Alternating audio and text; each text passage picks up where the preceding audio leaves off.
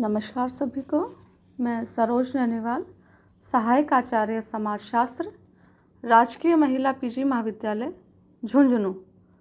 छात्राओं, पिछली वीडियो में हमने नगर की विशेषताओं को समझने का प्रयास किया था, जिसमें हमने बात की थी कि नगरों में जनांकी की विशेषताएं, है ना। जनांकी की विशेषताओं में हमने बात की थी कि नगरों में जनसंख्या का आधिक्य पाया जाता है, जनसंख्या की विषम रूपता पाई जाती है और वहाँ पर स्वास्थ्य व मनोरंजन के केंद्र भी होते हैं। दूसरी विशेषताओं में हमने लिया था आर्थिक विशेषताएं, यानी नगरों के अंतर्गत आर्थिक विसामान्यता पाई जाती है, विभिन्न आर्थिक गतिविधियों के ये केंद्र होते हैं और नगरों में श्रम विभाजन एवं विशेषीकरण पाया जाता है। तीसरी विशेषता हमने ली थी नगरों की सामाजिक विशेषताएं, जिसमें हमने बात की थी कि नगरों में चूंकि जनाधिक्य होता है, इसलिए दैत्यिक संबंधों की प्रधानता होती है, सामाजिक गतिशीलता अधिक पाई जाती है, हित प्रधान सहनशीलता पाई जाती है, प्रदर्शनकारी व्यवहार होता है इन लोगों का और विभिन्न सामाजिक समस्याएं भी हमें यहाँ दृष्टिगोचर होती हैं। इसी क्रम में आगे बढ़ते हुए अब हम बात करते हैं नगरों में पाई जाने वाली सांस्कृतिक विशेषताओं की। तो नगर जो होते हैं वो सभ्यता के वाहक भी होते हैं।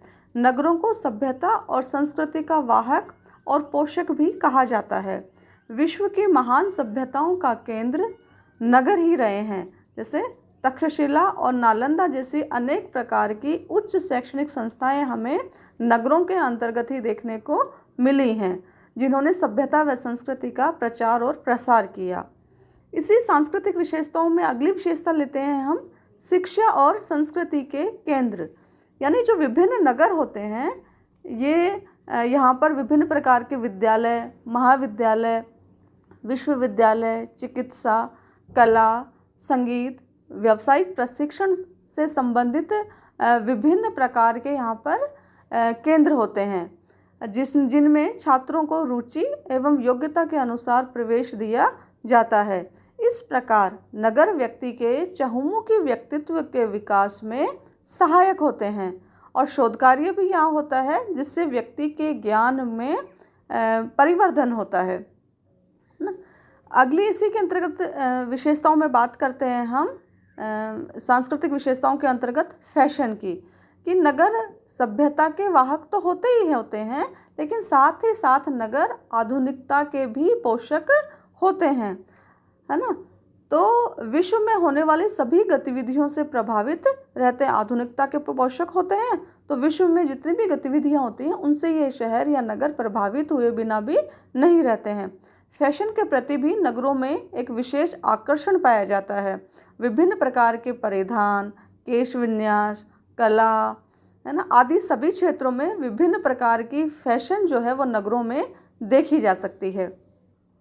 नगरों की अगली विशेषता लेते हैं राजनीतिक विशेषताएं।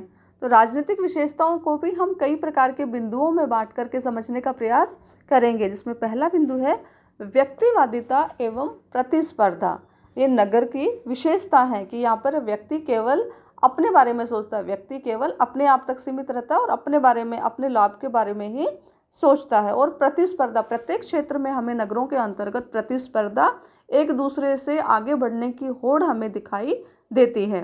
तो नगरीय जीवन में व्यक्तिवादिता अधिक पाई जाती है। व्यक्ति का लक्ष्य धनी बनना एवं साधन संपन्न बनना ही रह जाता है। व्यक्ति केवल अपने लिए ही चिंतित रहता है और इस व्यक्तिवादिता के फलस्वरूप प्रतिस्पर्धा की भावना भी नगरों में बलवती हो गई है। ये प्रतिस्पर्धा लगभग सभी क्षेत्रों में हमें देखने को मिलती है, जैसे आर्थिक, सामाजिक, राजनीतिक, सांस्कृतिक और यहाँ तक कि व्यक्ति के जो उसका व्यक्तिगत जीवन है, जो उसका पारिवारिक जीवन है, उसमें भी हमें ये प्रतिस्पर्धा देखने को मिलती है। और यही कारण है कि नगरों के अंतर्गत जो व्यक्ति रहते हैं, नगरीय जो व्यक्ति है, वो कई बार तो अपने खुद के आगे, अपने खुद के व्यक्तिगत जो उसकी भावना है, लाभ है, उसके आगे परिवार को भी वो सेकेंडरी बना लेते हैं, दैत्यिक बना लेते हैं। इसी के कारण डेविस ने भी कहा है कि नगरीय समुदाय में व्यक्तिवादिता एक प्रमुख तत्व है।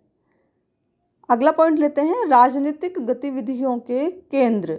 यानी जो नगर होते हैं वो वहाँ पर विभिन्न प्रकार की राजनीतिक गतिविधियाँ भी पाई जाती हैं और वो उसके नगर जो है वो राजनीतिक गतिविधियों के केंद्र होते हैं। नगर केवल शिक्षा और संस्कृति के केंद्र ही नहीं होते हैं, वरन विभिन्न राजनीतिक गतिविधियों के भी ये महत्वपूर्ण केंद्र होते हैं, क्योंकि विभिन्न राजनीतिक दलों के कार्यालय जो होते हैं वो प्राय राजधानियों में ही या बड़े बड़े नगरों में ही स्थित होते हैं और उन कार्यालयों में ही वहाँ उस दल विशेष के जो नीतियाँ हैं, भावी नीतियाँ और कार्यक्रम हैं वो निर्धारित किए जाते हैं वहाँ पर और वहीं पर वो कार्यान्वित किए जाते हैं। इसलिए नगर जो है वो राजनीतिक गतिविधियों के भी केंद्र होते हैं। अगली विशेषता हम लेते हैं इसके अंतर्गत परिवहन व संचार की। यानी नगरों में परिवहन व संचार सुविधाएं भी अत्यधिक होती हैं, है ना। द्रुतगामी व दूरगामी बसें, रेल, मेट्रो व्यक्तियों को इच्छित स्थान तक ले जाने में सक्षम होती हैं, है ना। संचार प्रणाली भी नगरों में अत्यधिक सक्रिय है। मोबाइल सेवा, कोरियर सेवा, स्पीड पोस्ट, है ना, ये सब हमें नगरों के अंतर्गत देखने को मिलते हैं। अगली हम विशेषता लेते हैं तार्किक अभिवृत्ति की। यानी नगरीय जो व्यक्ति होते हैं वो धर्म के आधार पर ही या किसी के केवल कहने के आधार पर ही बातों को नहीं मानते हैं, बल्कि वो हर क्षेत्र में, क्योंकि शिक्षित होते हैं तो हर क्षेत्र में वो तर्क वितर्क करते हैं और उसके बाद में तर्क वितर्क करने के पश्चात उनको जो समझ में आता है उसी चीज़ को वो मानते हैं। यानी केवल धर्म के आधार पर या केवल किसी के या परिवार के बड़ों के कहने के आधार पर ही वो किसी चीज़ को स्वीकार नहीं करते हैं। तो शिक्षा के बढ़ते प्रभाव के कारण नगर के व्यक्तियों की अभिवृत्ति तर्क प्रधान हो गई है ना। तो वो नगरों में व्यक्ति परंपरा, रूढ़ियाँ, कर्मकांड, है ना, पूजा पाठ, यज्ञ अनुष्ठान आदि में कम विश्वास रखते हैं और धर्म का महत्व भी यहाँ पर गाँव के बनस्पत कम हो जाता है। और धर्म का ही नहीं बल्कि अगर हम इससे थोड़ा और आगे बढ़े तो यहाँ तक कि परिवार का महत्व भी कम हो जाता है, क्योंकि व्यक्तिवादिता के कारण, क्योंकि व्यक्ति के केवल अपने स्वयं के बारे में सोचने के ही कारण, तो व्यक्तिवादिता के कारण परिवार के स्थान पर व्यक्ति जो है वो अपने आप को या स्वयं के प्रति अधिक सजग रहता है, बल्कि परिवार को भी वो अपने स्वयं के सामने, स्वयं के लाभ के सामने, हित के सामने परिवार को भी वो सेकेंडरी या सेकंड स्थान पर रखता है। तो ये थी इसकी जो नगरों की जो थी वो बाकी की जो विशेषताएं थी उनको हमने समझने का प्रयास किया। इस वीडियो में हमने बात की कि नगर जो हैं उनकी सामाजिक विशेषताएं क्या हैं, है ना, नगरों की सामाजिक विशेषताएं क्या हैं, फिर वहाँ की नगरों की सांस्कृतिक विशेषताएं क्या हैं, राजनीतिक विशेषताएं क्या हैं, और ये सब करके हमने यहाँ पर नगरों की विशेषताएं क्या क्या विशेषताएं हो सकती हैं नगरों के अंदर जो विभिन्न विद्वानों ने दी है उनकी चर्चा हमने इस वीडियो के अंदर की है। धन्यवाद।